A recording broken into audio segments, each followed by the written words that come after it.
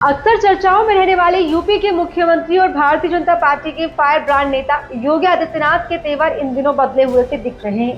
खासकर यूपी में लोकसभा चुनाव में भाजपा को मिली करारी शिकस्त के बाद से राज्य में पार्टी के अंदर उभरे मतभेद और बदले राजनीतिक हालात के बाद सीएम योगी अपने पुराने अंदाज में फिर से दिखने लगे हैं। सीएम योगी में ये बदलाव उस वक्त देखने को मिला जब अटकलें लगाई जाने लगी कि पार्टी शीर्ष नेतृत्व सीएम योगी को हटाने के लिए मौके की तलाश में है।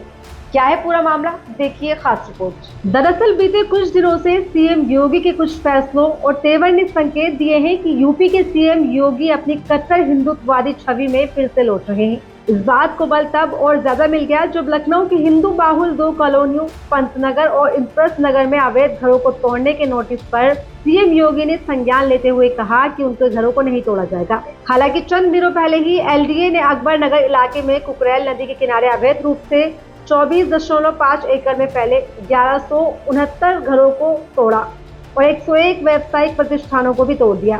इसके अलावा कांवड़ यात्रा के दौरान दुकानों के आगे नेम प्लेट लगाने का फैसला, लव जिहाद के मुद्दे पर विधानसभा में विधेयक पेश करना, सनातन को बचाने का आह्वान आदि बयानों और फैसलों के जरिए सीएम योगी में पुराने योगी आदित्यनाथ की कट्टर हिंदुत्ववादी छवि दिखाई देने लगी, जो 2017 से पहले हुआ करती थी। आपको बता दें कि सीएम योगी आदित्यनाथ ने अपने राजनीतिक जीवन की शुरुआत 1998 में अपने गुरु पूर्व सांसद और गोरक्षनाथ मठ के तत्कालीन महंत अवैधनाथ के राजनीतिक से संन्यास लेने के बाद की थी। 26 साल की उम्र में 1998 में ही योगी आदित्यनाथ पहली बार गोरखपुर के सांसद बने थे।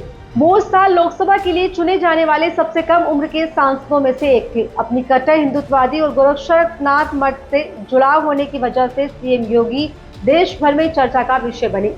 सन 2002 में उन्होंने गोरखपुर से हिंदू युवा वाहिनी नामक एक संगठन की नींव रखी, जिसने उनके कट्टर हिंदुत्ववादी छवि को चमकाने का काम किया, जो अगले 5 सालों में यूपी के सभी जिलों में खासकर पूर्वांचल के गोरखपुर, देवरिया, कुशीनगर, महाराजगंज, संत कबीर नगर, बस्ती, सिद्धार्थ नगर, बलरामपुर, गोंडा, फैजाबाद, मऊ, बनारस, प्रयागराज, मिर्जापुर, आजमगढ़, गाजीपुर, जौनपुर और बलिया जैसे जिलों में फैल गया।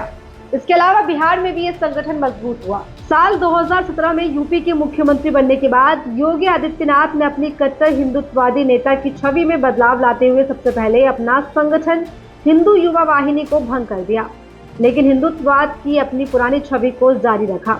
जहां उन्होंने प्रत्येक साल कांवड़ यात्रियों पर हेलीकॉप्टर से फूलों की वर्षा करानी शुरू की। अयोध्या में हर साल दीपोत्सव मनाने की शुरुआत की, जो अभी भी जारी है। वहीं लगातार दूसरी बार साल 2022 में योगी आदित्यनाथ यूपी के मुख्यमंत्री बने तो उन्होंने हिंदुत्ववाद के बजाय अपराध के खिलाफ अपनी छवि को मजबूत बनाने की कोशिश की। अपराधियों से निपटने के लिए उनका बुलडोजर अभियान खूब चर्चा में रहा। लोग उन्हें बुलडोजर बाबा के रूप में भी जानने लगे।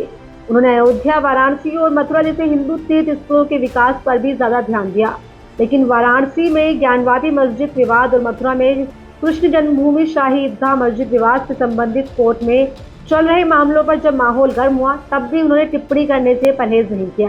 अब जब लोकसभा चुनाव में पार्टी के खराब प्रदर्शन के बाद यूपी के बीजेपी में आंतरिक मतभेद बढ़ गया, राज्य के राजनीतिक हालातों में भी बदलाव हुआ है।